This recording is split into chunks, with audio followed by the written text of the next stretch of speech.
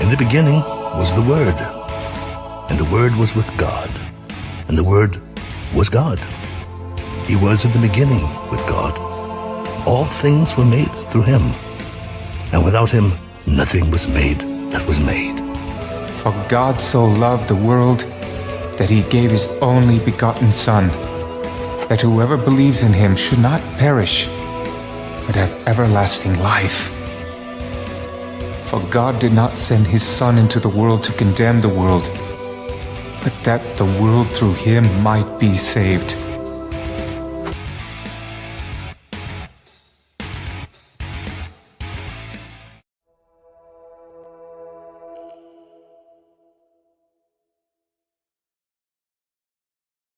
Well, good afternoon, ladies and gentlemen. Welcome to the show. It's Tuesday night. Wait, what? Where am I? I'm on Tuesday. Why am I on Tuesday? Oh, yeah, because we had internet issues yesterday. Welcome to Tuesday, everybody. It's weird. It's unusual. It's great. I don't know why, but we're here, and it's Tuesday. I know that much. All right.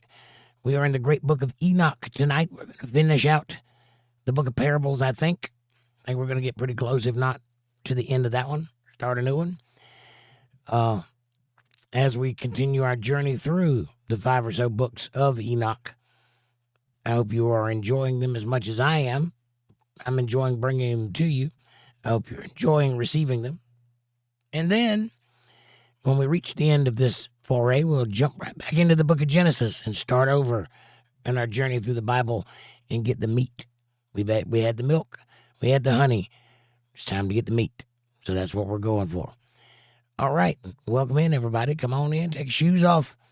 How's your week going so far? It's not Monday, so you should be ready and raring to go, right?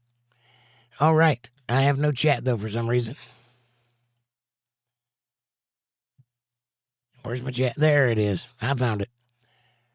Let me make sure it's right. Okay. Amy says, praying that the internet's working. Well, Amy, the internet is working, but I'm only getting about half of the speed that I'm paying for. It is stable currently. I have an excellent connection at the moment. Let's hope it stays that way. And as long as it stays like it is right now and does not change, I will be able to put on the show without issue. That being said, I hope nobody uses the email while I'm doing it, because it might cut us out, because I'm not getting the speed that I'm paying for. And I don't know why. And I'm going to have to find somebody that speaks English that I can talk to that can understand that this is on their end, not on my end. I'm not doing it. I'm paying the bill. They need to provide the service that I'm paying for. But hopefully it'll stay the way it is. Thank you. You get the gold star for being first in chat. And thank you for the prayer. Amanda says, hi, Untethered Live family. Good to see you all on Tuesday. I hope everybody is doing good.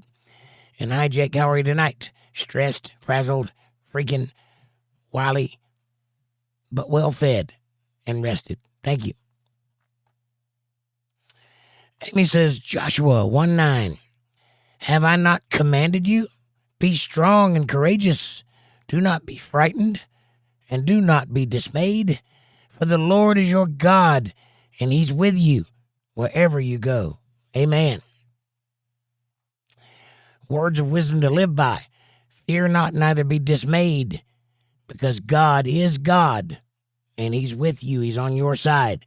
That means the world is your oyster and the universe is in the palm of your hands. Because the man, the guy, the architect of all things, he's rooting for you personally. That's a pretty good position to be in. That's the best pole position I'm aware of. Amanda says, Amy, here's your gold star. Enjoy. And hamburger helper hand. And Amanda says, we hope so. We're going to see soon if the internet holds out. Yes, ma'am. Amy says, like, shared, and invited some friends. Thank you. Thank you very much. It's a nice cup of coffee I got here. Thank you for the person that provides the coffee for the show. Thank you. Thank you. Delicious. Don't you want to have a cup with me? If so, go to the kitchen, pour yourself up a nice hot cup of coffee, and let's get to talking about the book of Enoch. If you do not have a cup, you can get one in the description below. I hope you check it out. There's some good stuff down there. But we both have stainless steel tumblers. They got locking lids that keep your coffee hot for hours. Got the big one and the little one, 2 of them. And they got the Untethered Live Bible Study logo on the front, all the platforms on the back. They look good on your coffee tables to get one while supplies last. Like, subscribe, share, support, join. And Super Chats are available in the chat box. If you want to show a little bit of love, I appreciate that very much. But if you want to, you can do that at CashApp, $JakeJohnsonband. And I appreciate that you did. Anyway, if you'd like to hang out with us outside this place, you can go check us out at facebook.com/UntetheredLive chillin'. The link is in the chat. It's a great place to hang out and share pictures, videos, texts, and memes and get to know one another. It is regularly updated with videos that are adjacent to the things we talk about on this channel. It's free, it's informative, it's entertaining, it's fun, it's yours. Why not? Go check it out. And now, on with the show. I get my brain in order. Lack of oxygen makes you think weird. Amy says, hey, Johnsons and everyone. Hiya. How are you, Amy? How you feeling today? I hope you're doing well. And Johnsons? Here's the link to the Untethered Live Chilling page if anybody wants to check that out. Bill Bennett's here. He says, hello all. Hey, Jake. Bible study on Tuesday? Well, when you have internet issues on Monday, that's what has to happen. I don't know if you're aware of this or not, but since before Christmas, I've been doing like 6 shows a week. So no stopping now. Go, go, go, go, go. There won't be 6 shows this week, but it feels like it. No day off. Amanda says, Bill, hamburger helper hand. Amy says, hi, Bill. Amber says, good evening, friends and family. Hi, Amber. Nice to see you, lady. How art thou? Here's to you. I'm getting revved up. I can feel the coffee working. Oh, Amy says, hey, Amber, love. Amanda says, Amber, hamburger helper hand. Amber says, hamburger helper hand back to you. And Amy, heart, Miss Hammer, heart. Debbie's here. She says, hello, all y'all. Hey, Debbie. How are you? How are you on a Tuesday? Hamburger helper hand. Amanda says, hamburger helper hand, Debbie. Amy says, hey, Debbie. And Bill Bennett says, I hope you didn't get hacked. I'm watching the roast of Bruce Willis. Pretty funny for liberals. Oh, yeah, I saw it. I didn't get hacked. It's the internet service provider is being screwy. It's probably political, but they're pushing on me for some reason, and they've got me at half of what I'm paying for. Literally. And for the last month, I've had almost nothing. The internet isn't off. It's technically on, so I do have service. I just can't use it. But now, we got that straightened out. I was on the phone with them for a while yesterday, chewing them out up one side and down the other and yelling at the phone. We got it going, but now it's about half-mast. So as long as it stays where it's at right now, we'll be okay, I think. Just don't check your email. I need all the help I can get. Amber says, liked and Facebook shared. Thank you. And Amber says, good evening, Debbie. Smiley face with herpes. Amber says, coffee sounds yummy. Burb. Coffee is yummy. Especially if you just woke up. And Amanda says, you're welcome for the coffee, smiley face. Thank you, thank you. Amy says, Bill, how's Bruce Willis? He has dementia. Yes, he does.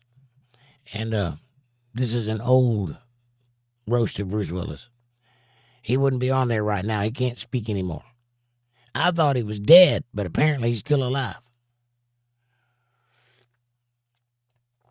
Debbie says, the book of Enoch has me wondering about angels, like guardian angels. Well, kind of, they're mentioned. So, yes. What are you specifically wondering, and how can I help? This is my purpose in life, to provide you with answers to questions just like that. Amanda says, LOL us, Jake the Johnsons. I got it.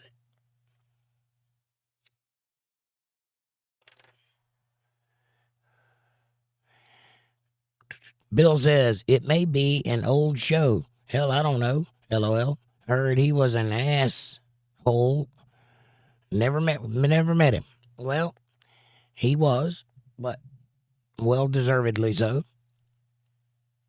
I mean, he was Bruce Willis. He dated Sybil Shepherd. We gotta give him some props for that. It is an old show because, like I said, he has dementia and he couldn't speak anymore. So, unless he's there in spirit only and not talking, it's an old show. It's a good show, though. The one that I'm thinking about, I've seen that one. Amy says, Amber, I found some peppermint syrup for coffee in clearance today. I might have to try it tonight. Peppermint and coffee? Not for me, thanks.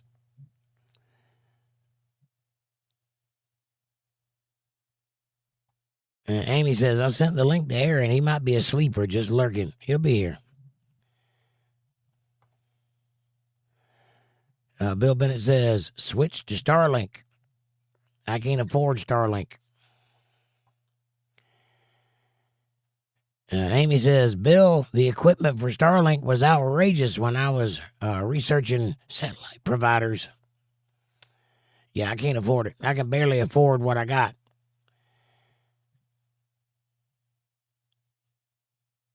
Debbie says, are guardian angels real or just something made up to make us feel better? Both.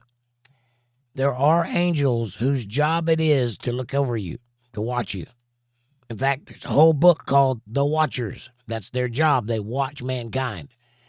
But the idea of a guardian angel, like the guy over your shoulder that pushes you out of the way of oncoming traffic and all of that, that's not real.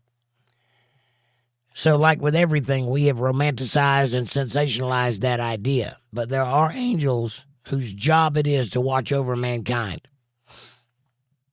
I imagine it don't have anything to do with day-to-day life. It probably has something to do with stuff of a higher order, of a spiritual realm, things that we're not even aware of.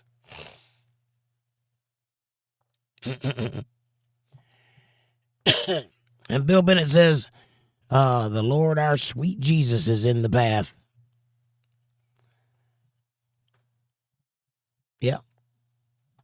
Amanda says, no, don't ruin the peppermint, LOL. With coffee? Never. You ruin the coffee. Debbie says, like during the Joplin tornado, it destroyed the town there. It destroyed the town. There was a documentary on it, and all the kids said that angels covered them during the storm. I don't doubt that. I've never experienced that. But the God that I worship can do all kinds of amazing things, and that sounds like just the kind of thing he would do. So I don't doubt it. I would certainly never question it. I don't feel the need to question it. If those kids felt like angels were protecting them during that storm, that's good to me. They felt safe. They can rely on that memory. I'll take it, whether it was real or not. And I don't know that it wasn't. Like I said, I've never experienced that, but angels do exist, and they did come down and mate with women, and they are capable of appearing as anything. So, yeah, I believe it's possible. Mr. P's here. Hey, John. Mr. P says, never thought you'd be up on the screen on a Tuesday. Well, I had some internet trouble yesterday, John, so I'm making it up tonight. Tonight's a makeup night.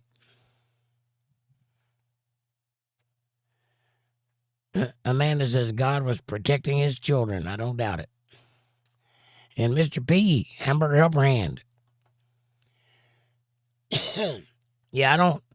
Stories like that don't bother me at all to exist. That doesn't break the narrative, as it were. I feel like those things are entirely possible. Now, whether or not every person has that at their disposal, I don't know that to be true. But I suspect that there are watcher angels out there that intervene from time to time whenever they can. But you got to think about it in terms of reality. They cannot be everywhere at once, and they can't solve every problem that humanity has. So I don't think that our notion of a guardian angel is the right way to look at it.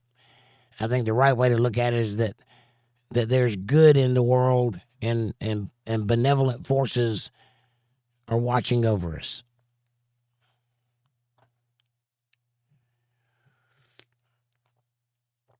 And John says, good, I'm happy to hear this new read. Well, thank you. I appreciate that. Amy says, hi, Mr. P. Mr. P says, hi, ya panda. Hi, all. And Amy says, now my internet is not working. Oh, no. Maybe you need to call them and chew them out. That's what I had to do. But we're here. We're here and we're alive. And we're cutting it any which way we can, I reckon. Amy says, I want a mini pink armadillo. Do they make them in that variety?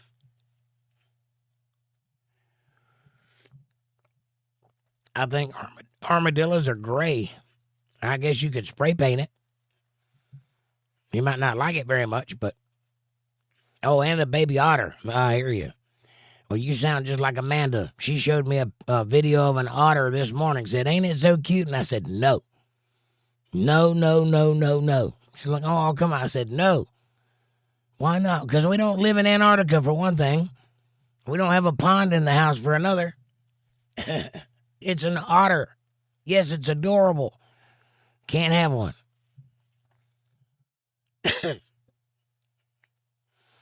You see? Amanda says, yes, Amy, otters. Now, that's utterly amazing. No.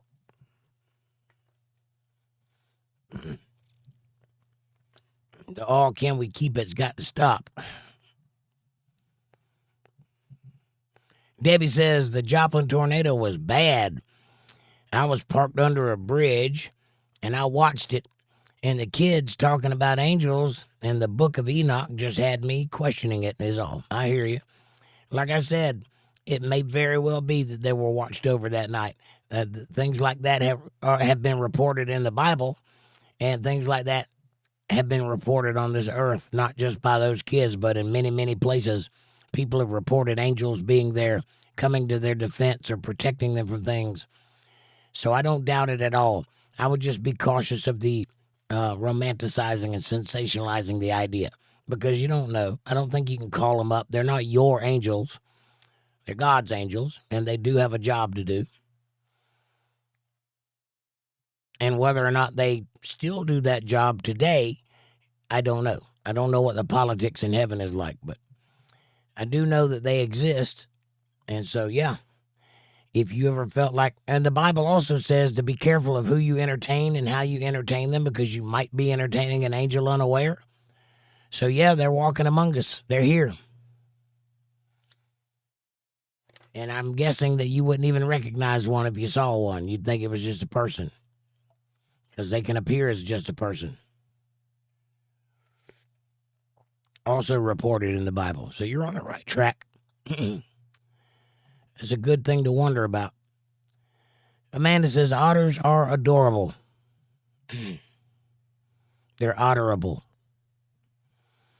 Amy says, I watched a video about both of them.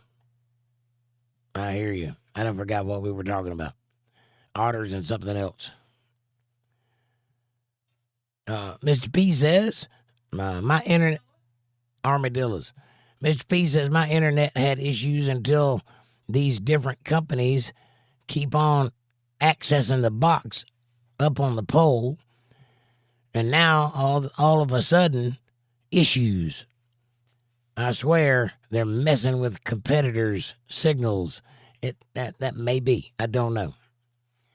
I do not know what's causing the problem. I just know that it's not me causing the problem, and they need to fix it, because I'm paying them to not have this problem. and it's expensive. And I'm paying $10 more than I started out paying them so that I would not have this problem. And I'm getting half of what I'm paying for. That ain't right. Amy says, Linton, Indiana had an F1 tornado earlier this week. Well, that's a little baby tornado. I hear you, though. Yeah, we've had a few of them around here, too. Matter of fact, about 5 years ago, one went right through the neighborhood next to mine and just demolished the whole neighborhood. And nothing over here. I've seen them jump across the street and miss that house and tear up both houses on either side of it. I've seen it going through a field and then turn around and go back the other way. I've seen tornadoes do some crazy stuff. They're kind of scary. Amanda says, right, Mr. P, we don't have competitors out here. They are the only service in the area, which is exactly why they can get away with what they're doing, because they know I can't go anywhere else. I can't even threaten to go anywhere else. They're like, yeah, if you want internet, you'll stay right where you're at and like it. And they got that attitude, too, and I hate it. I would love to tell them to shove it, but I can't. Amy says, my mom collects angels, and she only wants one without a face because she thinks angels with faces are person-specific. Well, I don't know anywhere in the Bible where it says that. I don't know if I'm understanding what you mean by that, meaning that angel is for you. I don't know that the Bible or the book of Enoch says anything like that. Of course, I haven't read all of Enoch yet. It remains to be seen, but I think angels have their own identities. As a matter of fact, I know they do because they're given names in the book of Enoch, the ones that were around, the ones that we're interacting with. So they have names and personalities. I'm pretty sure they have faces too. But an angel can appear as anything they want to appear as, even as an angel of light or a tree or a person or a dog. So they can appear any way they want to. That's a thing they can do that we can't. Unless you understand the complexities of Maybelline. Those people can change into anything they want to. Makeup artists, but I can't. I'm just this guy no matter what. Amy says, Mr. P, the Xfinity hookup for the neighbor is at the pole at the end of my driveway, but they tell me they don't come out this far. I know. It's like me ordering a pizza. I got to walk down 4 houses to the church at the end of the road and meet the pizza guy there because he won't bring it to my house, which, if you think about it, he's got to turn around anyway to go back to the shop. I don't know why they just don't turn around in my driveway and go back. It's only 4 houses down. That's how they be, though. Mr. P says, you know what they will say?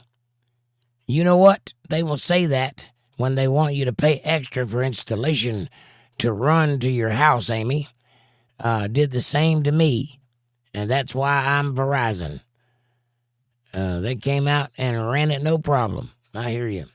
Is that Verizon? Is that a cell phone company? You get your internet from a cell phone company? Is that what you're saying? I think we have an option like that, like T-Mobile, but their service sucks, and I'm questioning whether or not their internet does. And the problem with my internet can't be like your internet, right? Because I run a show, which means I'm broadcasting from the house. I'm basically running a TV show from my house. So I've got to have a certain number of upload speed, which is very low in most cases. Download speed is what you're paying for most of the time. That's what people use to check their email and surf the web and all that.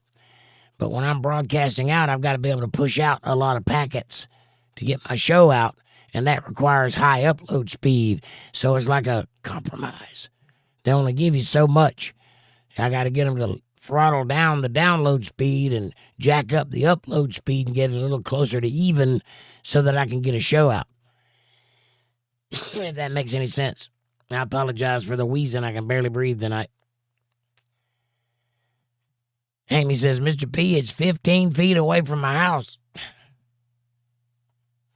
I don't know why you don't go down to Walmart and buy you a spool of wire and just drag it across the yard and hook it up on some gator clips. Take it to your house. That's what I'd do. Make your neighbor pay for your internet. Amy says, I have T-Mobile. It doesn't work at the house. Oh, I'm sorry to hear that. Amanda says, T-Mobile home service isn't available here yet. Okay, so we don't have that option then. Mr. P says, no cell, just internet. It's fiber optic cables. Nice. Yeah, I can't get that here either, and I'd love to have that because I understand that's the best you can get. Amy says, same problem here too, Amanda. Right on.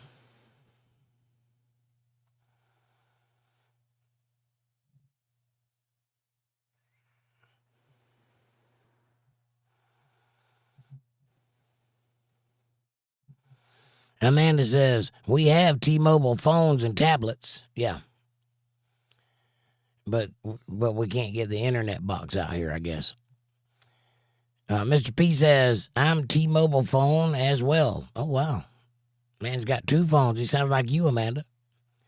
Amber says, Jake, heart and smiley face and prayers. Heart, smiley face, prayer back at you, Amber. How are you? Debbie says, Amanda, when the house internet goes funky, can't you use the phone's hotspot to connect to the internet for home use? Yes, but there's the problem with the upload speed thing.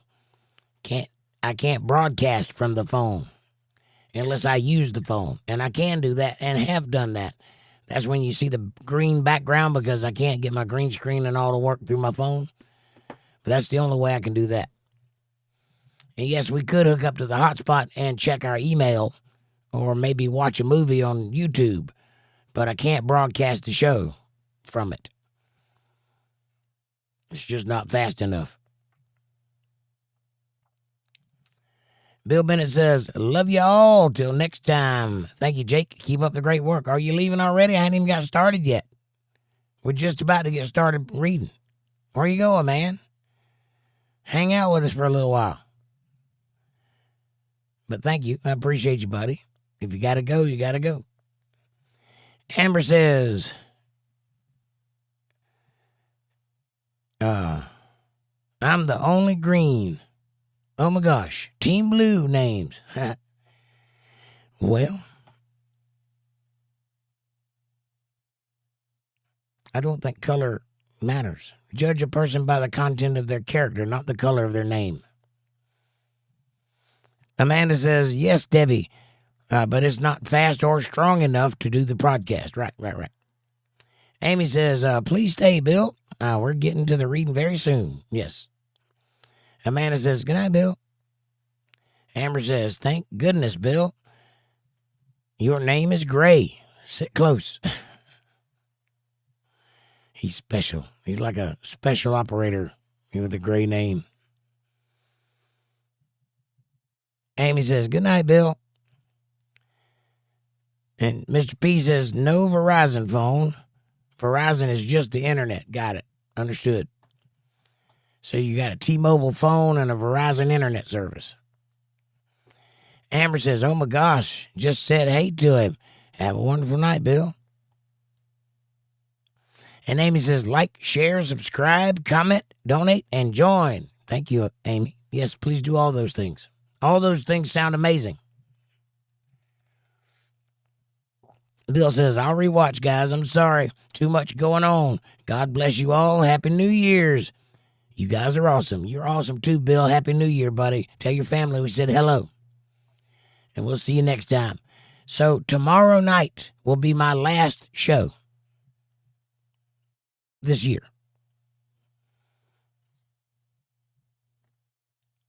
Don't want to miss it. Amy says, where has Lady B disappeared to? She hasn't been here in a while. Probably the same place Patty's been. I don't know. I think I pissed him off or something. I don't know. It's hard for me to tell. And Debbie says, Amy, she must be in the basement with Kevin. I hadn't seen Kevin either in a couple of days. Mr. P says, I got all these silly gift cards for Christmas. I never been to Target in my life. Bogey BS. Don't do DoorDash either. I hear you, man. I'm sorry. Maybe you can convert them to cash. I don't know. Might be able to call them and get a refund. Or look on the card and see if there's Visa on it. And if so, you can use it as a debit card. I don't know how that works. Amy says, Mr. P, there's a place online to sell them, but for a decreased value. I didn't know that either. How about that? Amanda says some pawn shops will buy them. I reckon anybody that would want DoorDash would buy them. Or, what would you say, Target? It kind of sucks, though. I get what you're saying. I've been to Target before, but I'm not a Target shopper. There's nothing there really that I would want. It's all too girly for me. Or not girly, if you know what I'm saying. Plus, I'm a little bit old school. I'm partial to Walmart. I actually like Kmart, but they went out of business around here, so I think they went out of business, period, but I'm not sure.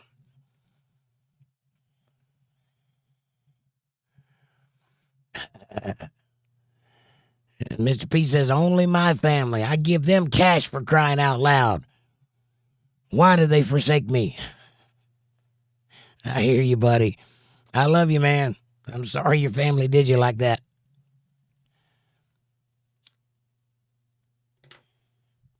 I hear you, though. All right, let's get after it, shall we? If you got your book of Enoch handy, crack it open to the great book of Parables, chapter 62, verse 1, and we'll get after it. If you do not have a book of Enoch, I will provide it for you on the screen. Never fear, and I'll read it to you. That being said, I would like, before we get started, for you to understand that this is not my area of expertise. I am studying this book for the first time, just like you are. I've read bits and pieces of it, but I've never been all the way through it before, and I certainly haven't studied it in depth. So this is an exercise in futility in some ways, and in other ways, an exercise of curiosity. So join me as we go along, but be prepared for me to stop and ponder things and to get things wrong, making connections, because that's how I learn. I argue the angles. I figure out what they're talking about, and I'll do it in real time, and I hope you enjoy that. But if I say a thing in Genesis, which is my area of expertise, I am an authority on the subject, a scholar, as it were. If I tell you a thing while I'm reading that book, you can take it to the bank. I know what I'm talking about. It may sound weird, but I've done the research. I know what I'm talking about. If I tell you something in this book, take it for what it is, a grain of salt. Because I don't know anything about this book other than it exists and we are going through it. Amber says, did Mabel and Hannah make it tonight? I haven't seen them, Amber. You got the same chat I've got, and they hadn't been in it yet. But if they do make it, I'll let you know. But I hadn't seen them actually in a couple of days. I saw Madison the other night, but I haven't seen Mabel or Hannah in a few days. I'm losing everybody. Kevin Bernard's here. He says, hey, Jake and Amanda and everyone. Hi, Kevin. Nice to see you, my friend. I'm glad you dropped in on an odd night. We're just getting started. Come on, cozy up next to the fireplace. Nice to see you. Hope you're nice and warm and staying out of danger up there. Amanda says, hamburger helper hand, Kevin. And Amy says, hey, St. Bernard. You might be the only person in here, an actual saint, Bernard. All right. Chapter 62 of the book of Enoch, the book of Parables, and it reads, And thus the Lord commanded the kings and the mighty and the exalted, or the high people, and those who dwell on the earth, and said, Open your eyes and lift up your horns, if ye be able to recognize the elect one. Your horns is the bugle, right? It means sound the alarm. Let everybody know God's coming if you can recognize him. The elect one is Christ. And the Lord of spirits, which is God, Yahweh, the Lord of spirits seated him on the throne of his glory, and the spirit of righteousness was poured out upon him, and the word of his mouth slays all the sinners. The Bible says that Christ will come and his tongue will be a two-edged sword, blessing and cursing.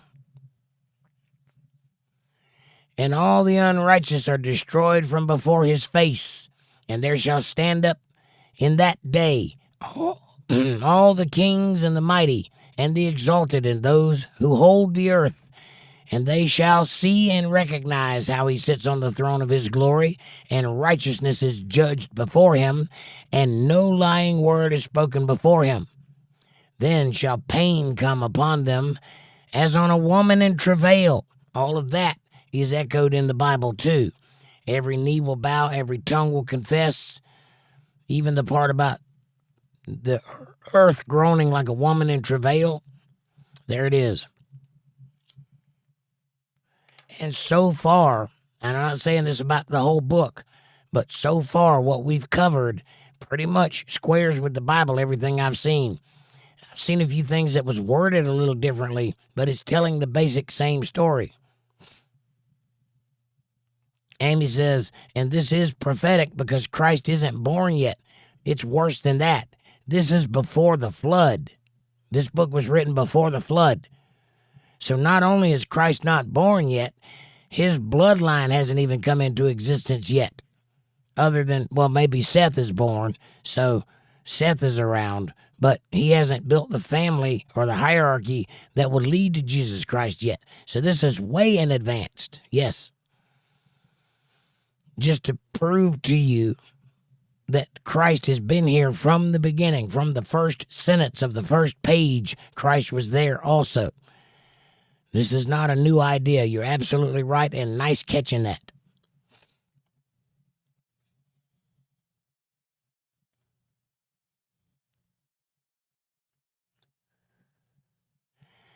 And then notice it says here, then shall the pain come upon them as a woman in travail, and she has pain in bringing forth when her child enters the mouth of the womb or the matrix or the birth canal. And she has pain in bringing forth, and one portion of them shall look on the other, and they shall be terrified, and they shall be downcast of countenance, and pain shall seize them when they see that the Son of Man, when they see that Son of Man sitting on his throne of glory. Yes, they will be terrified. They'll pray for the mountains to be caved over on top of them to hide them from his wrath. Yes, there will be weeping and gnashing of teeth. All of that is right here in this verse. And the kings and the mighty and all who possess the earth shall bless and glorify and extol him who rules over all, who was hidden. For from the beginning the Son of Man was hidden, and the Most High preserved him in the presence of his might, and revealed him to the elect. Well, it's also true that Christ is in appearance in the first sentence. Now, you can go watch my episode 422 of this show, and I'll break that down for you. Episode 422. I break down the first sentence of the Bible. I spend almost an hour on it. And he is, in fact, there. And God is second in the sentence, not first. God, the guy who says, no God before me, the guy who is really against you worshiping anybody but him, put his Son first. It's there, and it makes sense. And then it's echoed in John, the book of John, that he is there. In the beginning was the Word was God, and the Word was with God. There. So that's actually true. And it's surprising to me somewhat that it's echoed here in this book that was taken out of the Bible for being weird and not referring to Christ. And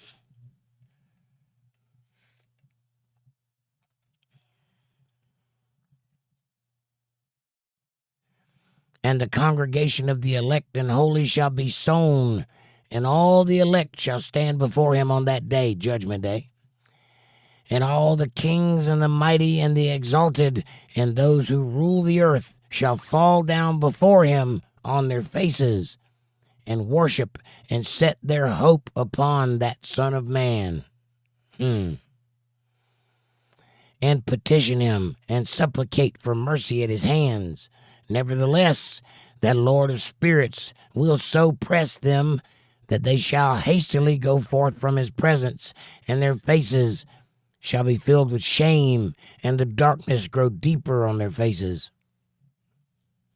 Yeah, because when you're a sinner, that's what you do.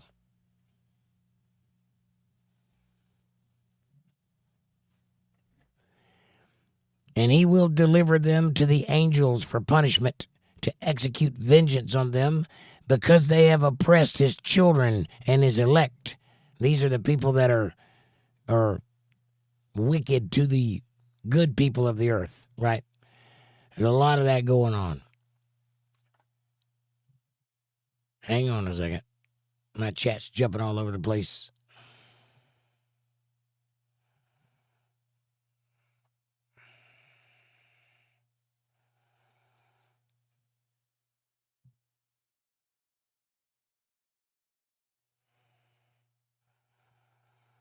Where's that post from Amy?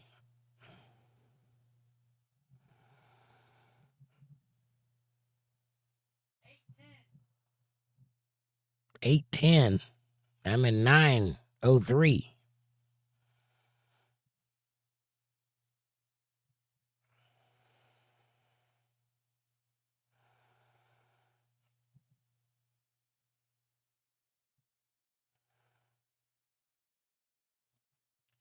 Send them to Jake and Amanda, Mr. P, says Amy. Yeah, you don't have to do that.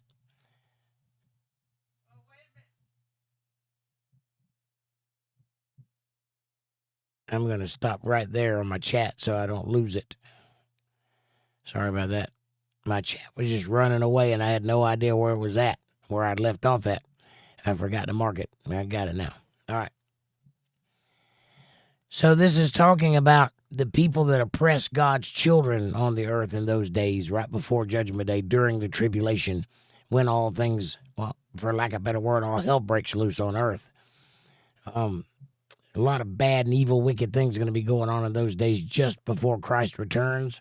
And when he returns, it's going to be shocking to everybody, because as you know, there will be a famine on this earth in that time. Not a famine for food, but a famine for the Word of God, a famine for a spiritual connection, because there'll be God nowhere to be found. There'll be no more churches.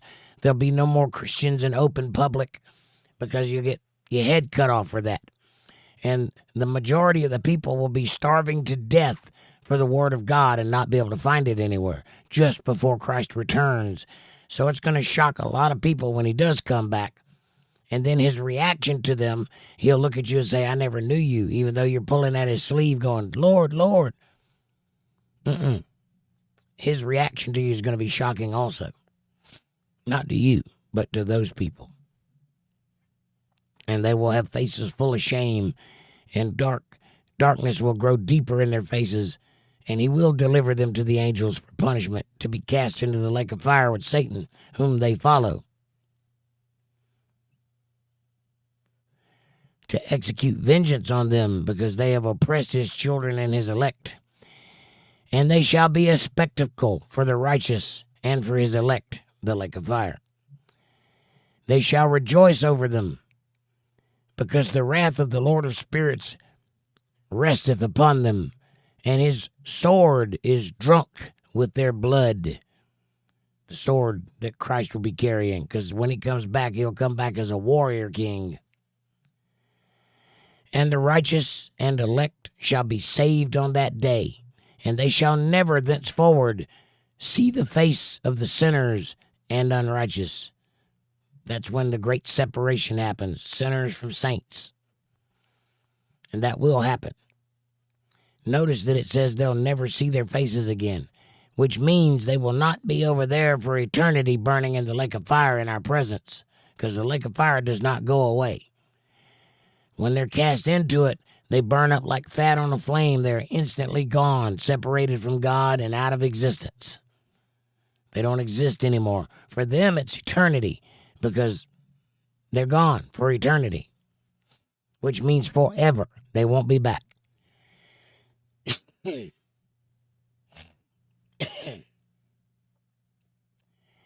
the Lord of spirits will abide over them, and with that Son of Man shall they eat and lie down and rise up forever and ever. And the righteous and elect shall have risen from the earth. Excuse me, and ceased to be of downcast countenance. What does that mean? Risen from the earth. Does it mean we're going to leave the earth? No. The righteous and elect shall have risen from the earth and ceased to have a downcast countenance. This is a figure of speech. It means that your personality, your countenance will be raised up. You will be exalted and happy and lofty and light of spirit, right? Because the opposite is downcast countenance, which means depression. So you'll be the opposite of depressed when Christ comes. And they shall have been clothed with garments of glory. Also in the Bible, that you'll receive new garments according to your works. And these shall be the garments of life from the Lord of spirits, God. And your garments shall not grow old, nor your glory pass away before the Lord of spirits. Chapter 63. And in those days shall the mighty and the kings who possess the earth implore him to grant them a little respite from his angels of punishment. Please, God, stop for just a minute. Let us catch our breath from these angels whooping our tails. To whom they were delivered that they might fall down and worship before the Lord of spirits and confess their sins before him. And they shall bless and glorify the Lord of spirits and say, Blessed is the Lord of spirits and the Lord of kings and the Lord of the mighty and the Lord of the rich and the Lord of glory and the Lord of wisdom. And splendid in every secret thing is thy power from generation to generation, and thy glory forever and ever. Deep are all thy secrets and innumerable, and thy righteousness is beyond reckoning. We have now learnt that we should glorify and bless the Lord of kings, in him who is king over all kings. And they shall say, Would that, or if only, we could have had rest to glorify and give thanks and confess our faith before his glory.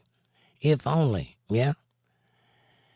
Funny you say that now. You weren't saying that when you were ruling the world and taking advantage of all his people and cutting every corner against Christianity that you could cut. Now that he's been whooping up on your tail for a while, now you say, if only we had time to rest. Just a little time to rest and glorify and give thanks. Should have done that when you had the chance, like right now. Try it now. And confess your faith before his glory. What is faith? Well, the Bible gives a description of faith which absolutely dispels atheists and proves the existence of God. Faith is the substance of things you hope for and what? Evidence of things you cannot see. So how do you prove God? Faith. That is evidence. If you have faith, that proves there's a God to have faith in. There you go. And now we long for the little rest, but find it not. We follow hard upon and obtain it not. And light has vanished from before us, and darkness is our dwelling place forever and ever. You think? Seems to me that I remember the Bible saying something like that you'll beg for death and death will not come, that you'll be weary in those days, you'll be weeping and gnashing of teeth and crying for the mountains to fall on you to hide you from the God's wrath. I'm pretty sure that's biblical. And that the sun and moon will turn to sackcloth and blood, and darkness will be upon the face of the earth once again, and the only light will be coming from Christ himself. Seems like you should have saw this coming. And yet, you're whining. If only we had a little time to rest and give thanks. We got some right now. What are you doing now? Say a half hour from now, 30 minutes from now. What are you doing then? What about right now? What about tomorrow? What about while you sleep tonight? What about while you're counting your money in the morning? You think you can find a little time to give God a little glory for all that you have? Interesting that you take credit for it now. What are you going to be saying when you're in front of him? And you will be in front of him. Your belief in him has absolutely nothing to do with his belief in you.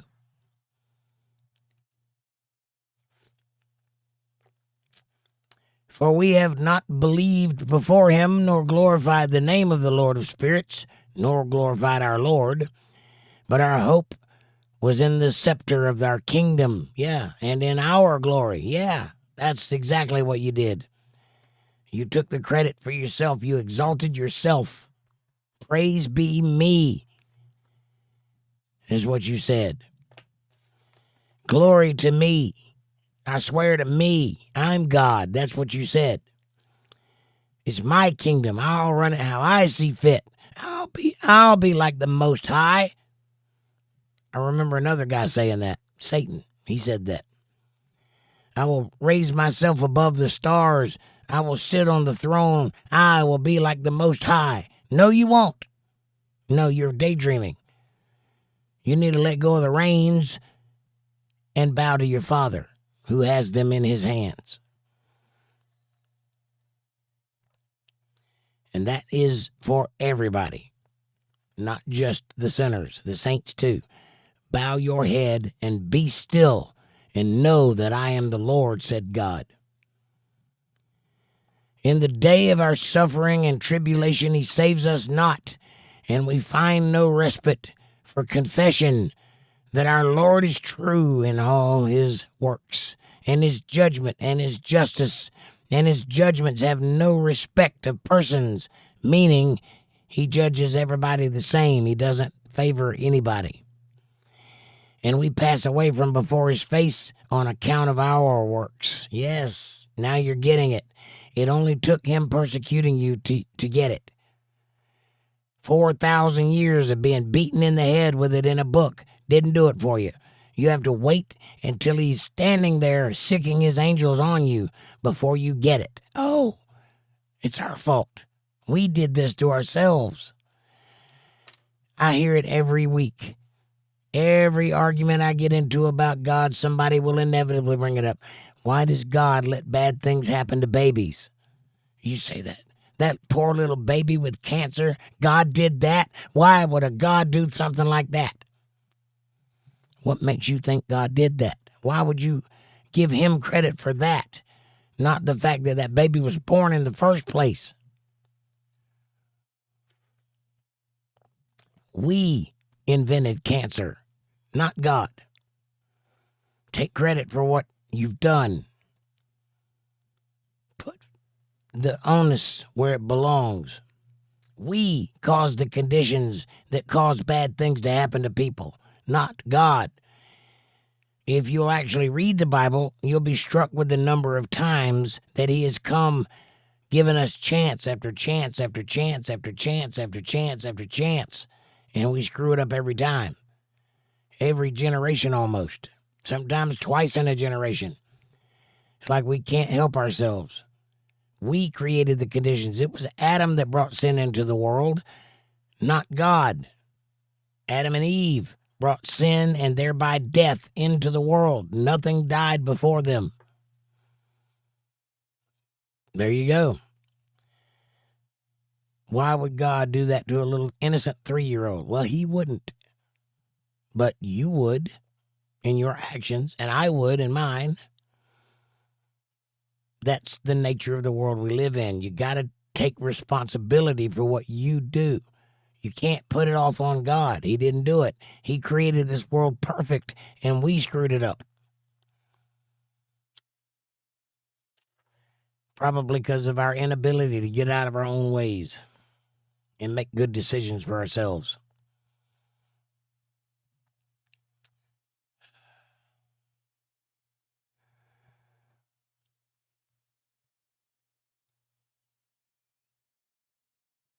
And we will pass away from before his face on account of our works, and all our sins are reckoned up in righteousness.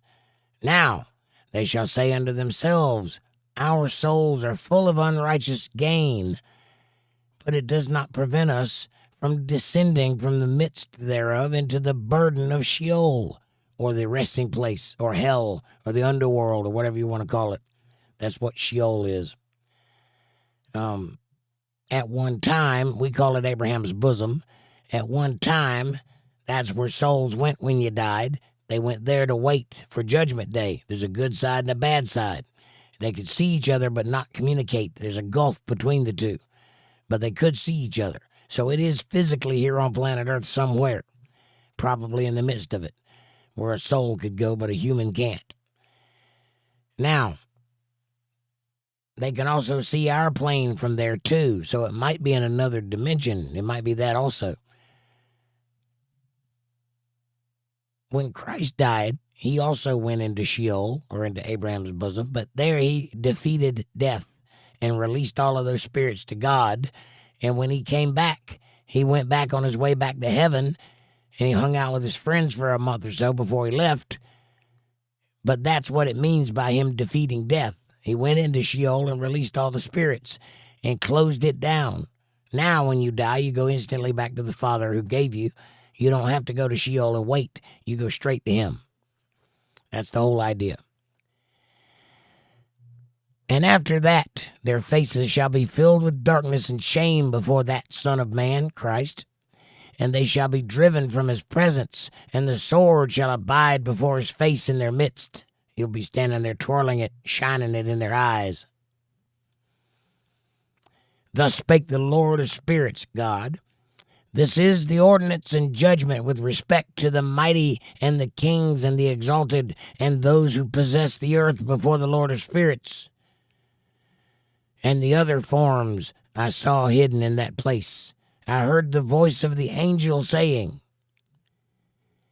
these are the angels who descended to the earth and revealed what was hidden to the children of men and seduced to the children of men into committing sin. Now we're getting into the fallen angels. These are the ones that left their habitation and came to earth and mated with women, and apparently also taught us some things that we did not know, like agriculture and how to read the stars and potions and spells and incantations, magic, that sort of thing. How to make fire, Prometheus, the bringer of fire. All of that stuff that is steeped in mysticals, in myth. That's all real. Everything, all the Greek mythology, that's all real. It's just they call it something different than what it was. It's angels. They came here. They have a record of it. Look at the Hindu record of it. It's quite like the Greeks in a lot of ways. Anyway, they have their own depiction, their own ideas of things. They're telling the same story about the men of old, the men of renown, the men we're talking about currently. So an angel is telling Enoch about these angels that came down to Mount Hermon and mated with women and taught us how to sin. Chapter 65. Notice that it's jumped a little. This is not a complete book, by the way. We hadn't found all of it. So there's parts missing. So we only got what we got. Might be another reason why it was removed out of the Bible, because it's not a complete thought.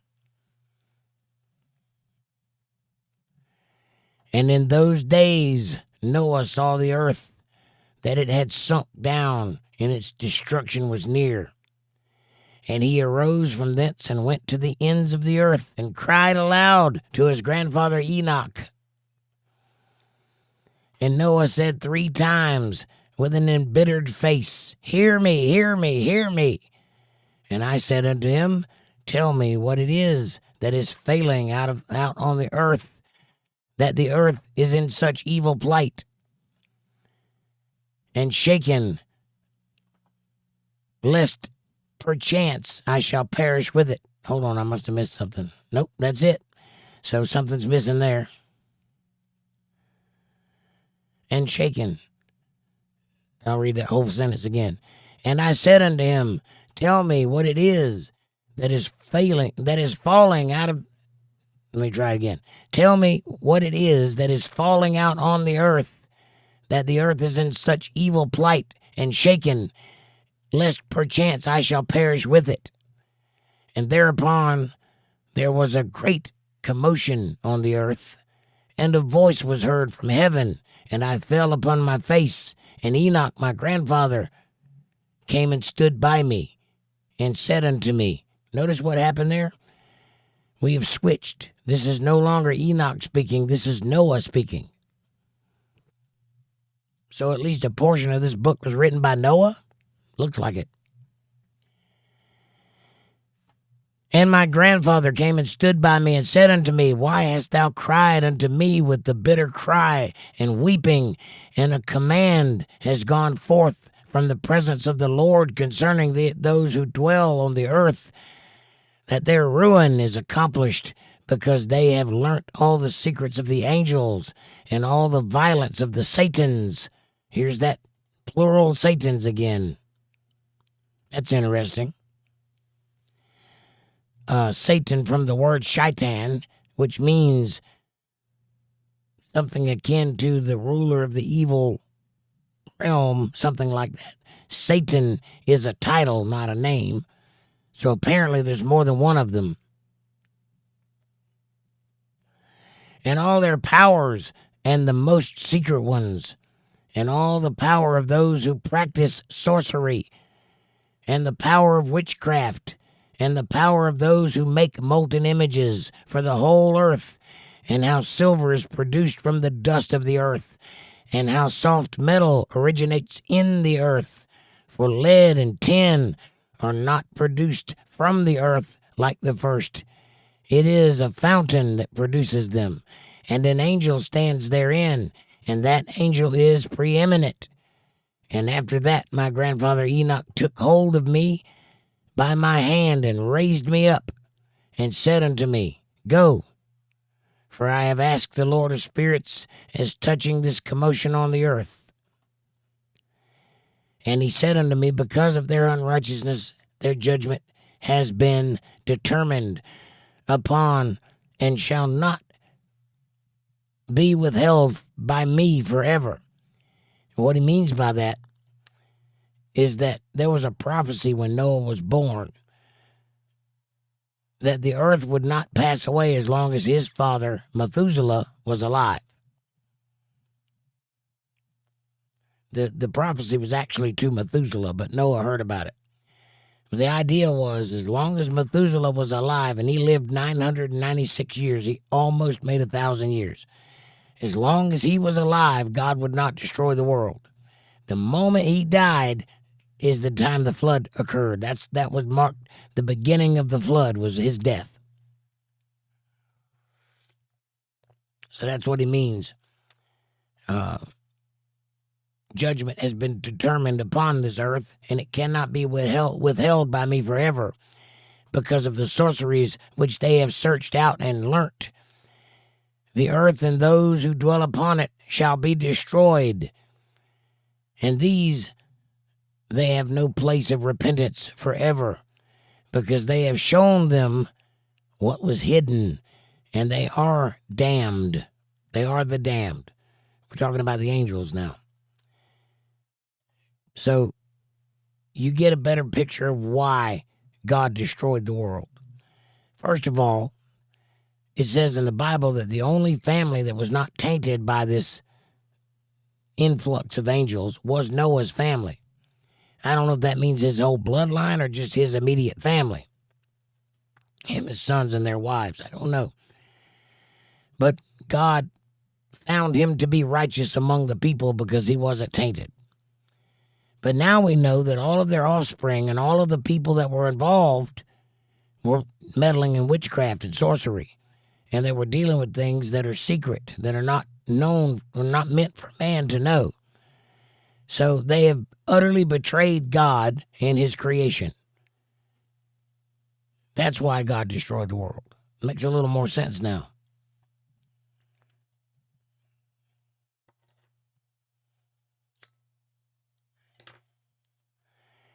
But these angels, the ones who showed them all of this stuff, they don't get repentance.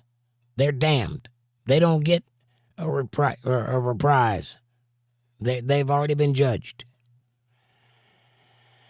But as for thee, my son, the Lord of spirits knows that thou art pure and guiltless of this reproach concerning the secrets, and he has destined thy name to be among the holy, and will preserve thee amongst those who dwell on the earth, and has destined thy righteous seed both for kingship, and for great honors. And from thy seed shall proceed a fountain of the righteous and holy without number forever. Yes,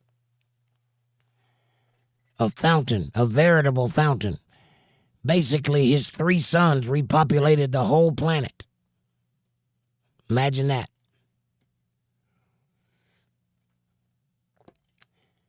So, yeah, part of that book, at least a little portion of it, was from the perspective of Noah, and the rest of it was from Enoch. So you have to watch the tense shifting there a little bit to find out who's talking. But the idea is that he spoke with Enoch before the flood occurred, right before. And this is what the result of that conversation was. Chapter 66. And after that, he showed me the angels of punishment, who are prepared to come and let loose all the powers of the waters which are beneath in the earth, in order to bring judgment and destruction on all who abide and dwell on the earth. And the Lord of spirits gave commandment to the angels who were going forth, that they should not cause the waters to rise, but should hold them in check. For those angels were over the powers of the waters, and I went away from the presence of Enoch. So for the time being, until Methuselah dies, at least, the angels are holding the waters back. So this, up until this point, this book is pre-flood. Now, I don't know if it continues on past the flood. It might. But up until this point, we're talking of everything before the flood.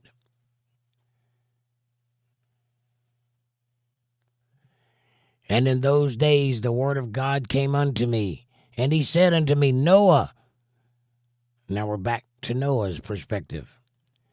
Thy lot has come up before me, a lot without blame, a lot of love and uprightness.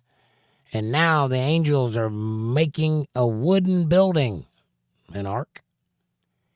And when they have completed that task, I will place my hand upon it and preserve it. And there shall come forth from it the seed of life, and a change shall set in, so that the earth will not remain without inhabitants. Two things. The angels are building the ark. I thought Noah built the ark. Maybe that's why Noah built the ark, because he had help from the angels. Could be. The wooden building. Notice they used the word building here instead of ark. It's interesting to me because that also might be a reason it was taken out, because that contradicts the Bible, who says Noah built the ark when he was 600 years old. No mention of angels in that book.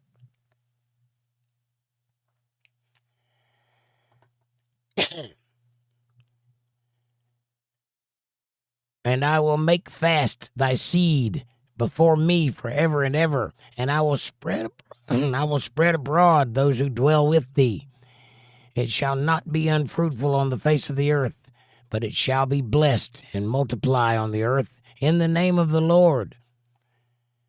And he will imprison those angels who have shown unrighteousness, And in that burning valley, which my grandfather Enoch had formerly shown unto me, or shown to me, in the west among the mountains of gold, and silver, and iron, and soft metal, and tin. And I saw that valley in which there was a great convulsion, and a convulsion of the waters. And when all this took place, from that fiery molten metal, and from the convulsion thereof in that place, there was produced a smell of sulfur, and it was connected with those waters, and that valley of the angels who had led astray mankind burned beneath that land. All right, stop right there. One thing strikes me while reading this. Number one, the question always has been, where did the waters from the flood go, and where did they come from? To which I've always maintained they came from beneath the earth, and they're still here. That's what the oceans are.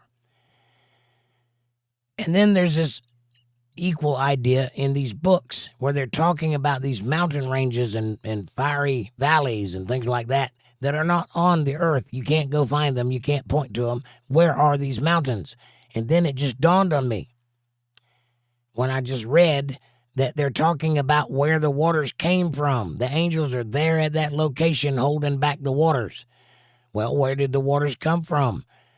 Well, the Marianas Trench and the other trench on the other side of the world, the one I can never remember the name of, in the Indian Sea. But the one in the Pacific, the Marianas Trench or Atlantic, wherever it is, the Marianas Trench is the one on our side of the earth. That's one of the places the water broke open. Well, have you ever looked at the bottom of the ocean? It's full of mountain ranges. They're just covered with water, right? So I'm guessing he's talking about a place that used to be on planet Earth, but now is under the ocean. That's why we can't find it, because it's not there. It's under the ocean. And also, this valley started out as a valley, apparently, and then when it ripped open, the waters came up from the Marianas Trench. It's about a mile deep, by the way. I'm guessing it wasn't always a mile deep until it ripped open the earth like a seams on a baseball.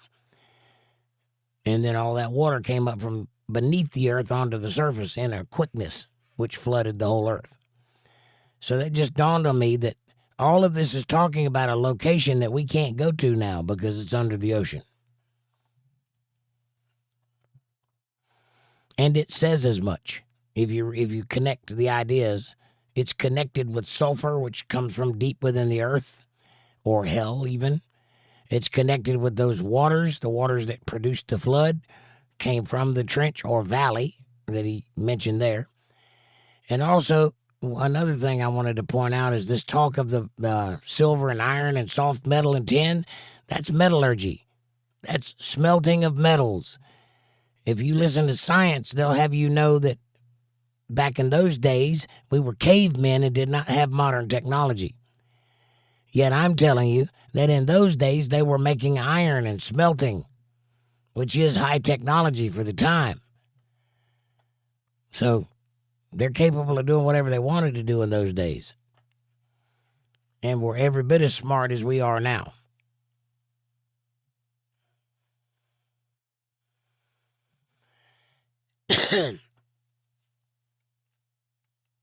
All right.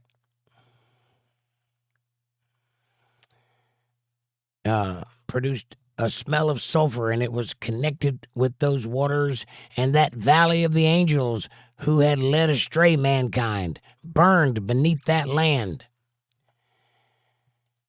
And through its valleys proceed streams of fire, where these angels are punished who had led astray those who dwell upon the face of the earth, or upon the earth. But those waters shall in those days serve for the kings and the mighty and the exalted and those who dwell on the earth for the healing of the body, but for the punishment of the spirit.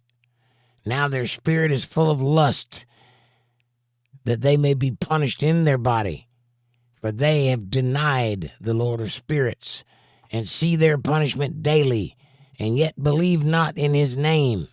Now, remember what I told you about fallen angels? when their bodies died, they have angelic souls, right? They are celestial beings. So their souls don't go back to heaven from whence they came.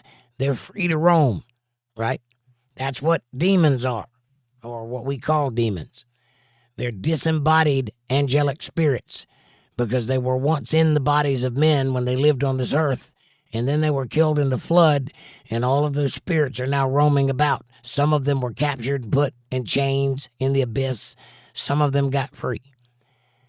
So there's not a lot of them, but there are some out here.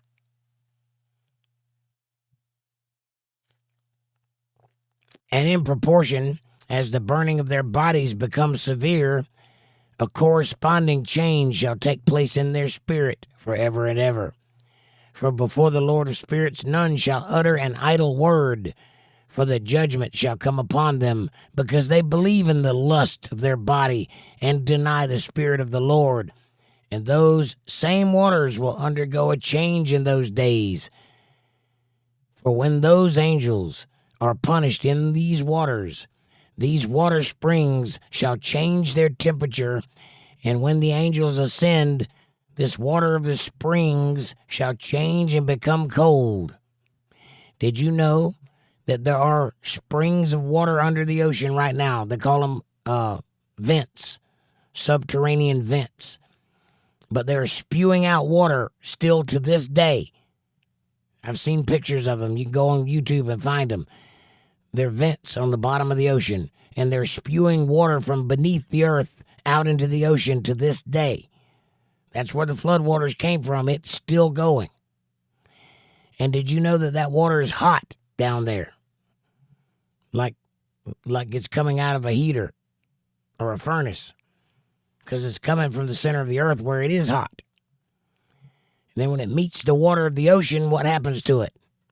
It turns cold, because hot hits cold, hot cools off. The book of Enoch just mentioned that. You think he went diving?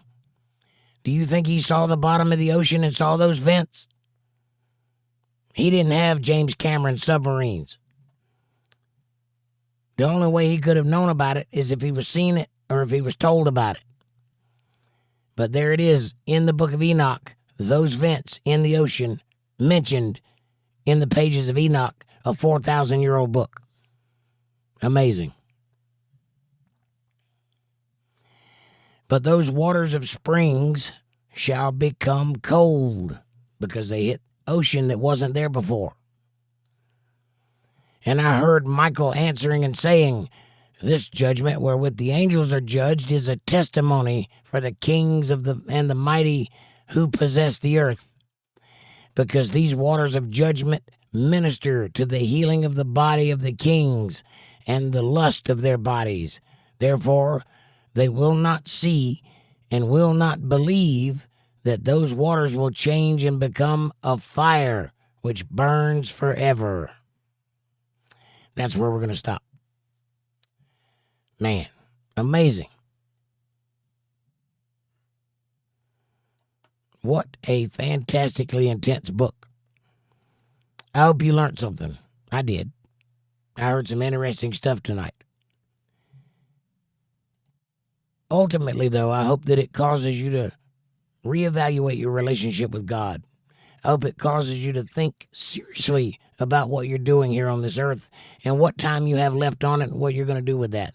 And most of all, I hope it causes you to reach out with both hands to Almighty God, your Father, and ask Him to grab you and pull you into His life, and you into His and Him into yours. I hope you get saved. I hope that you fix whatever's wrong and build a relationship with your Father. Won't you do that for me? Do that for yourself. Do this for me. Hit that like button. Subscribe, share, support, join, and super chat. Press the bell icon so you get notifications of when I'm going to be online. Smash that like button. It's free. It's effortless. It's right in front of you, and it really does help the channel with the algorithms, and it helps us get recommended to other people. Won't you do that, please? Share this video with somebody you love. Be a pro. Share the show with everyone you know. Leave a comment down below. Let me know what you're thinking about. Question me, curse me, bless me, challenge me, confront me, conform with me, drink my Kool-Aid. Make your own Kool-Aid as long as you're thinking critical. That's what I'm after. Critical thought coming from that brain of yours. And hey, If you love the Word of God and the Book of Enoch and you'd like to hear more about it, you'd like to help me bring it to more people, leave a super chat or join the show. Get yourself a J-tag. Help me build this ministry. Buy a t-shirt. But if you feel led to send tithes, offerings, or love offerings to this humble ministry, you can do that at paypal.me/jakejohnsonband or Cash App $jakejohnsonband. Every little bit helps. It is a win-win. I won't lie to you about that. It's a blessing to me. But it's a blessing to you too. Why? Because God notices when you help out His purpose. When you become an active member of the fight, He notices. And it'll be in your benefit that He does. Now, I'll do everything in my power to be worthy of that support. I will answer all of your questions and comments as I always do and avail myself of you 24/7 as I always do right now. All right. How you think? What do you feel? Where you at? Do you feel like you've been enlightened? Do you feel like something has come into focus that you did not know? I do.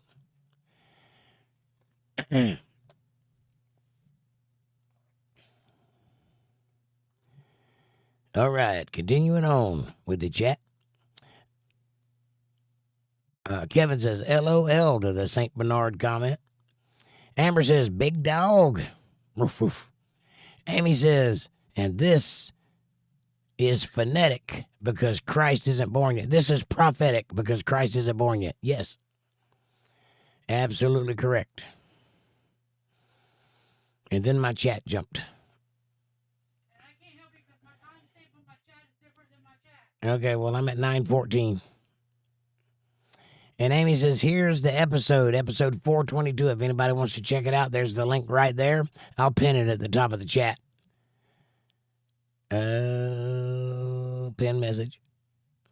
All right, so it's pinned at the top. If anybody wants to check out that video, I will explain to you in great detail with visual aids what the first paragraph of the Bible says in ancient Hebrew and in English. And I'll describe to you that Christ very much is there and present and ready to go from the get-go. There it is. And John says, a 3-year-old post? Huh? Are you talking about that video? Well, it's been a while ago. Yeah, might be 3 years ago. That was back when we first started the book of Genesis again, the second time, which we just ended not too long ago. I guess that's what you're talking about, 3-year-old post. Amy says, use the heart icon and hype the video. Press heart, heart, heart, and then heart, heart, heart again. Okay, I will.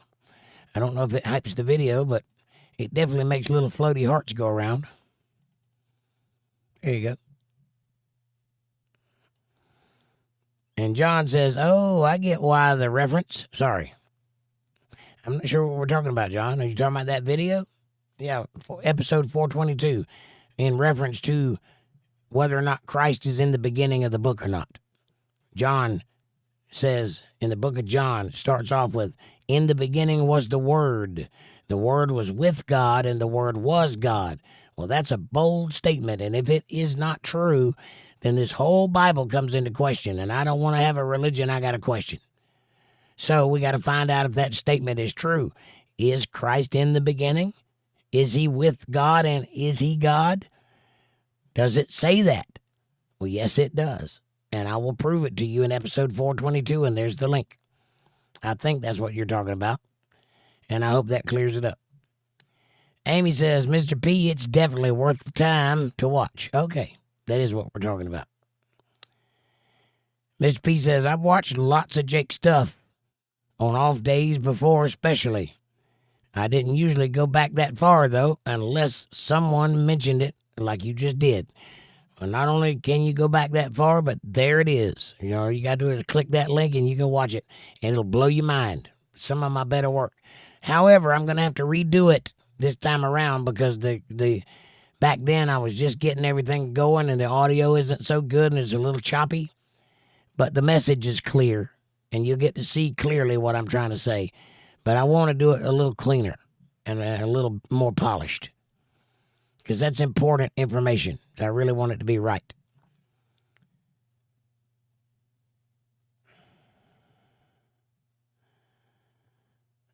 And Mr. P says, with all that's going on in the world, you think they'd make some time for a relationship with the Almighty. You'd think that'd be the most important thing in the world.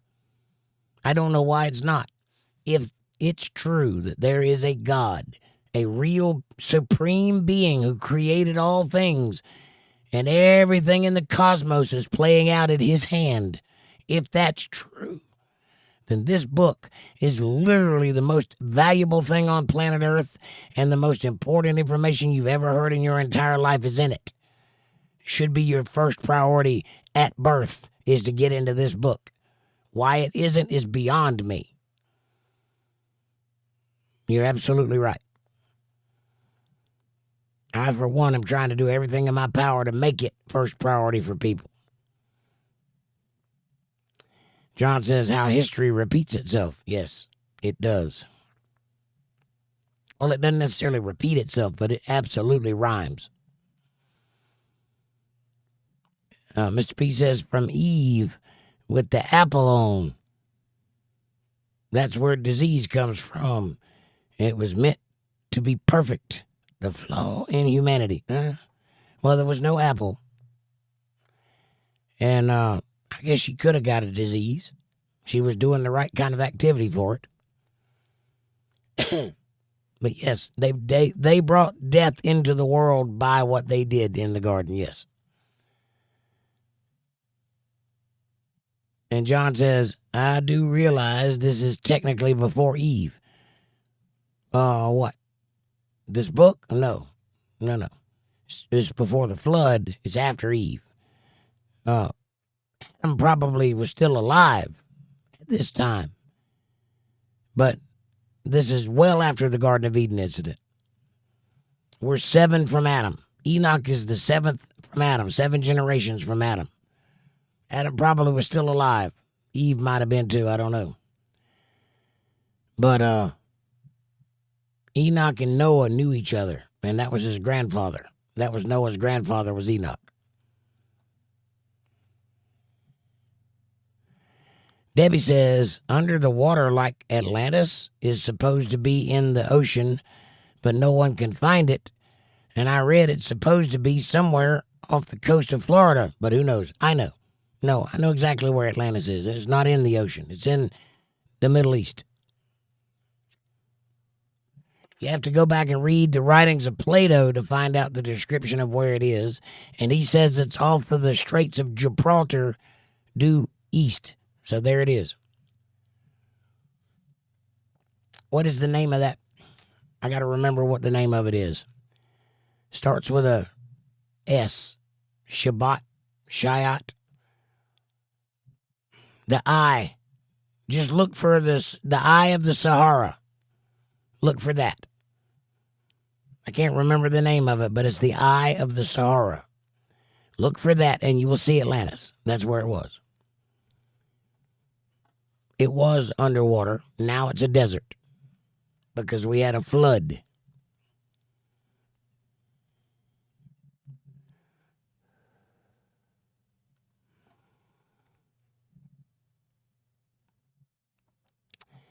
Amy says, I know it has to do with water pressure and gravity, but maybe that's God's way of keeping man from going below the ocean and discovering things we shouldn't discover. It's possible.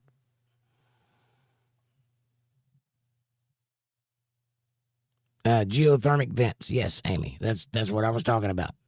And there it is in the book of Enoch, him talking about those very well, those springs that come up from the ocean floor. Very interesting. There's been a lot of science in this book so far. A lot of scientific notions, things that are very accurate in their description of science. It isn't a science book, so it's not trying to be scientific, but the ideas are there, and they are accurate. Amanda says, great read, Jake. Thank you. Thank you. I appreciate it. I enjoyed it, too. Sorry my voice is so rough tonight. I'm having a lot of trouble breathing today. A lot of coughing and gagging. Kevin said, could some of the water from the flood have come from the polar ice caps? I'm almost 100% certain that the polar ice caps are made up of the flood waters. Some of it, yeah. The flood is what caused the ice age, what we call the ice age. It was really just a cold snap, and the ice froze all the way down to about the middle of America, a little below the middle of America, and there was a glacier that far down. Well, that's since melted back, but there's still quite a lot of ice up there in glacier form and all around that area that is part of that water, yes. There's evidence of the flood every square inch of this earth. If you look for it, it's there. Science has done a good job of renaming it different things, but if you know what you're looking at, there's only one thing that can describe it. That's Noah's flood.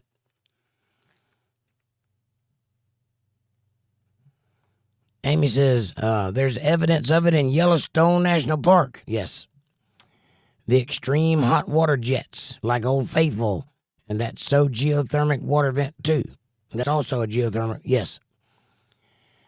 You're absolutely right.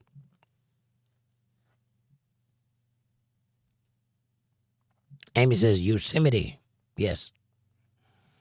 That cauldron, that giant super cauldron, that could be a valley of fire, if you think about it, next to a mountain range. Could be. And Amy says, intense reading, Jake. Thank you. It's my pleasure, Amy. Thank you for listening. And Kevin says, hang on.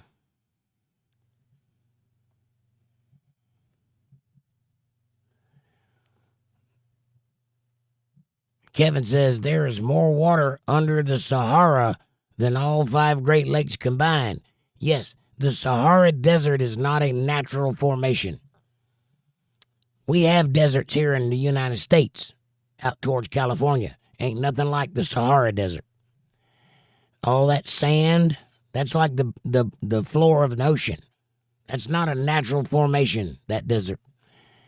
That's a curse from God. And if you'll read the Bible, there's a portion in the Bible that talks about that curse and how it got there. Thank you.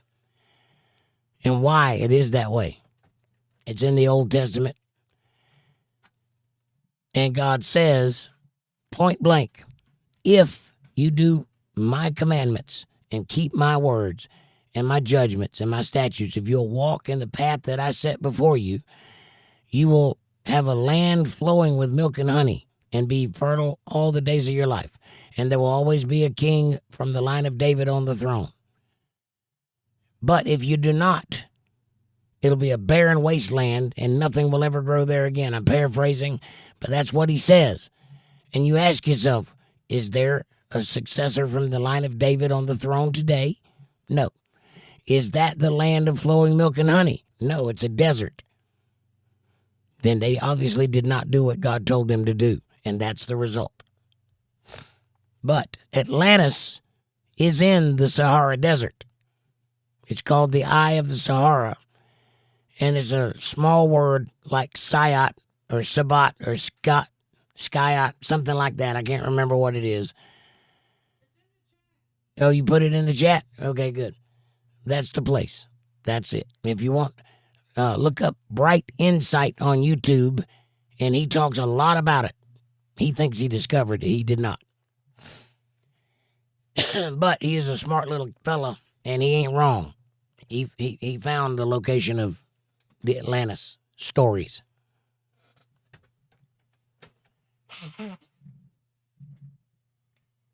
Thank you very much.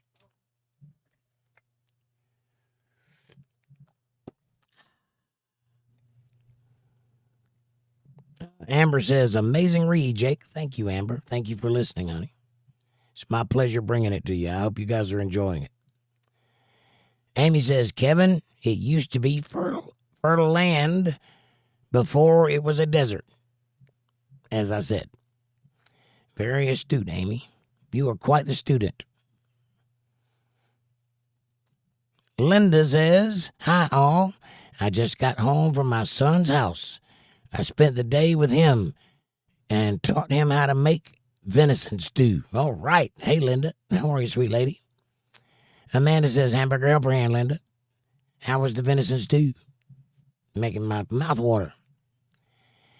Mr. P says, hello, Linda. That's great. Sounds like a good day.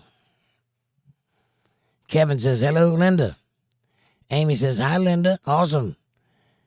It's good to make memories and teach valuable lessons at the same time. Yes, it is. It's good to just enjoy your children. It's my daughter's birthday today. I hope she's out there listening somewhere.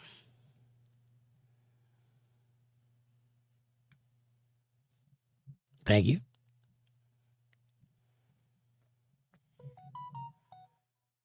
Thank you.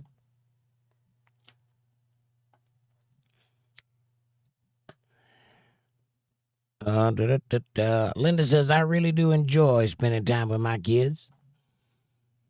Yeah. I'm really glad that you get to spend time with your kids.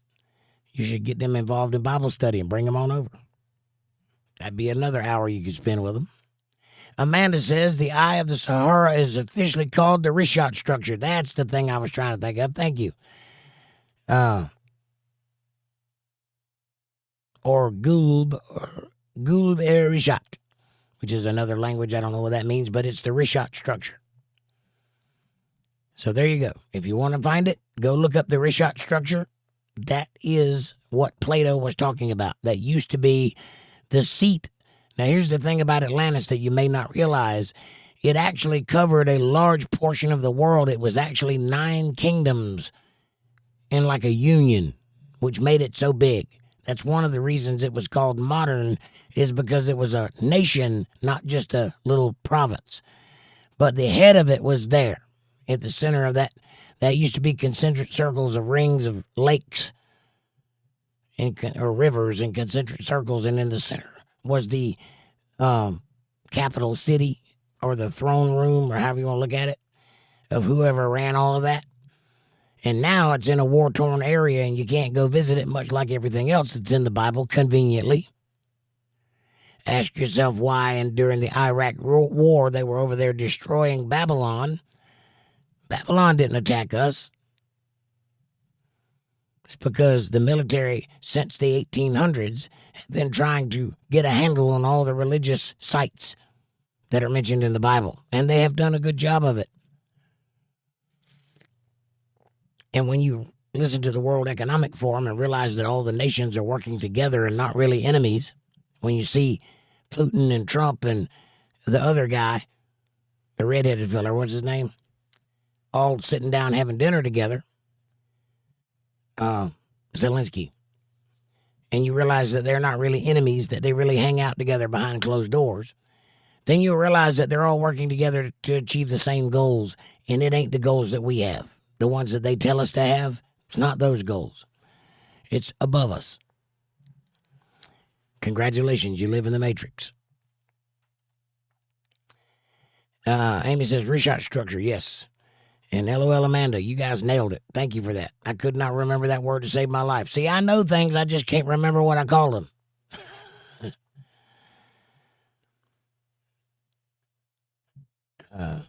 Amy says,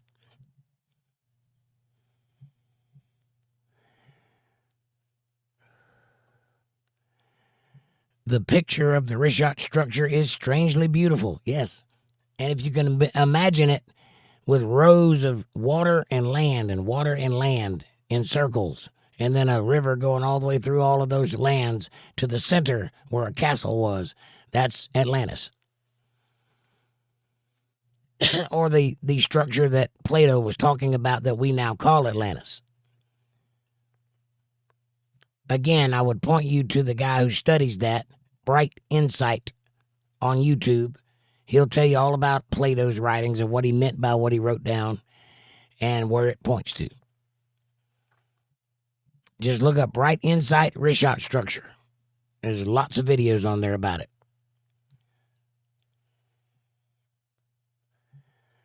Amanda says, woohoo, Amber, Capricorn power, LOL. Goat power, yay. Does that mean you guys are horny? What? Goats have horns. Amber says, LOLOL. And Amber says, it's 7-Eleven here. Y'all make your wish. 7-Eleven? I think it has to be 777 or 111 or 222 or 333 or 444 or 555 or 666. I don't think that's a number, though. Forget what I said. It's 10-11 here, says Amanda. 10-11, 7-Eleven. How about that? Linda says it was delicious, that venison stew. Sounds delicious. I love venison stew. It's a Davis family recipe, so I had to pass down the tradition. You can pass it right on down to me if you want to. I'll go shoot a deer and make her cook it.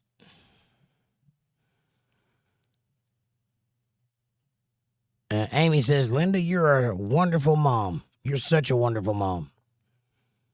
And Amy says, one world government. Yes. Linda says, thank you, Amy. He's taking his fiancée to Hershey Gardens and to Lebanon to see the bologna drop. What's a bologna drop? And spending the night tomorrow night, so I'll be staying at his house to watch his dogs. Why would you go across the world to see somebody throw some bologna? That don't make any sense. So you're going to go eat some chocolate in a garden and then throw some bologna. What a random vacation sound that is. Have you guys heard of Busch Gardens? I'm just kidding. I know what you're talking about. Amy says, that's exactly how they described it on Ancient Aliens, the city of Atlantis. Circle inside a circle inside a circle. Concentric circles with a river down the middle. Really? I hadn't seen that Ancient Aliens. But I do know about the Richard structure because I studied it, because I was interested in Atlantis for about 5 minutes too. And Amy says, a bologna drop? What is that? It's like, drop it like it's hot, but with bologna. I don't know. Amber says, Miss Hammer and Jake, thank you for the wonderful evening. Thank you for the wonderful evening. I couldn't do it without you. Linda says, well, Amanda, I guess that's why we are the way we are. Horny. Capricorns. Right on. And I am a Sagittarius. So guess what that means? Hung like a horse. That's right. Got my very own bow and arrow. Amber says, I'll be on Messenger for a while. Jake, get some rest. Miss Hammer, hearts. I will do my very best. Thank you, Amber. And Amanda says, LOL, that's right, Linda. All right.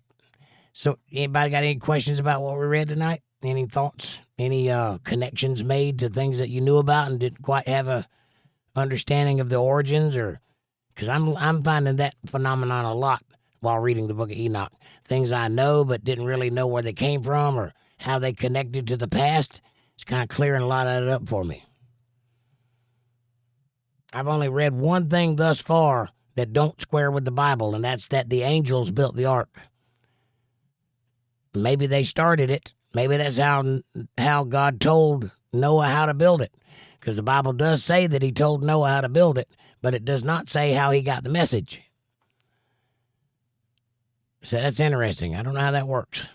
I see from his perspective, if I were Noah writing the book about Noah, how would I write it? And I may very well give the credit to the angels who told me how to do it. I don't know. And Amy says, I appreciate you taking the time to read this to us, Jake. Now, we'll figure it out together. Thank you, dear, and I appreciate you listening to me and indulging me. Linda says, they drop a big Lebanon bologna, and a lot of towns in Pennsylvania have some strange traditions, like a pierogi drop instead of a ball drop. Oh, I thought you meant Lebanon the place, not Lebanon the city. You know what I mean.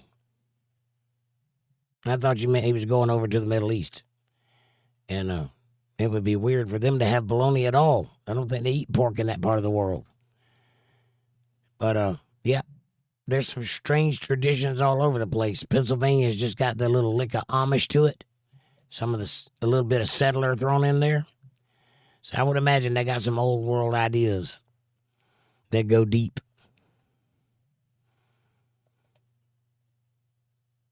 There's a place in Mississippi where they talk to a rat to find out if it's going to be winter or not. Imagine that.